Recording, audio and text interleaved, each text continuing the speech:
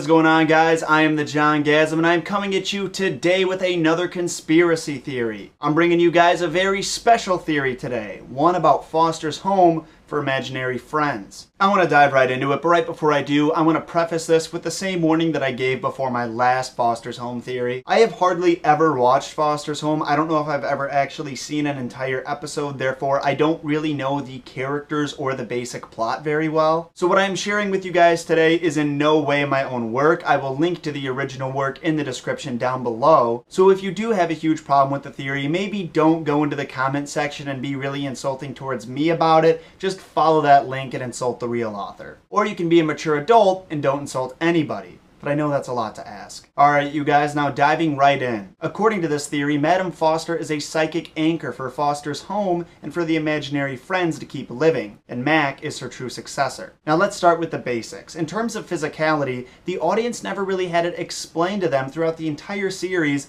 what imaginary friends were. However, when Terrence imagines up Red, we see him materializing out of thin air. So the most reasonable conclusion that we can jump to is that imaginary friends are living psychic constructs, literal thought given form. That means they were thought up mentally and then came to be in real life. Moving on, another thing the audience has never told is why Foster's home is so important for imaginary friends besides the fact that it gives them a place to live. What if that isn't it though? What if the purpose for Foster's home isn't just to give the friends a place to stay, but also to keep them alive? Now Foster's tagline in their commercial is, "Where good ideas are never forgotten." Now this is a pretty clever slogan, but maybe it's also the way that imaginary friends stay alive, by being remembered. After all, like we said earlier, imaginary friends are ideas given form, and ideas can only live as long as they're remembered. Now, Madame Foster, who loves imaginary friends, opened up Foster's home to save as many imaginary friends as possible from this sad fate. When you think about it, the house itself could also be an imaginary friend, because after all, there's a lot of long hallways and towers within the home that we don't really see on the outside. For years and years, Madame Foster served as a psychic anchor for these imaginary friends.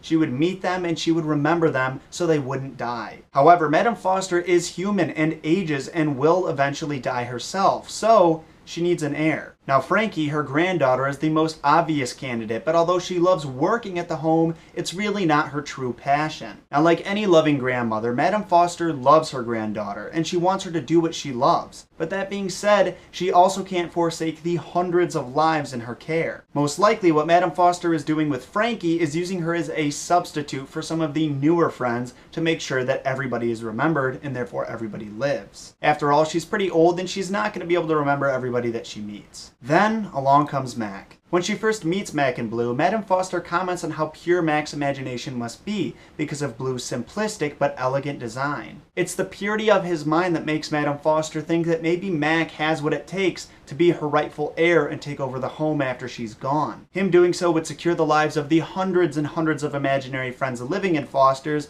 and it would free Frankie up to do what she's really passionate about. As Mac returns to Foster's every day, he meets more and more friends and remembers all of them. This is essentially his training. Now obviously Madame Foster can't be straight up front with Mac about what her plans for him are because he is a 10-year-old kid. However, it is likely that as both her and Mac grow older and Mac matures, she will offer the position to him when he's old enough to really understand how important it is. And that, you guys, is the Foster's Home for Imaginary Friends theory. Thank you so much for watching. I hope you guys really enjoyed this one. I know a lot of you guys have been commenting saying you wanted longer theories, more intricate theories, and I think this kind of balanced out both of those needs pretty well. Also, it's about a really good show. Admittedly, a show I haven't really seen much of, but a show that I know is super popular. But enough about what I think. I want to hear about your guys' opinions, so make sure you leave them in the comment section down below. You can also let me know what you thought by hitting that rate button with a big fat thumbs up or thumbs down. Hit that share button down below if you know anybody else who loves Foster's Home and would get some enjoyment out of this video.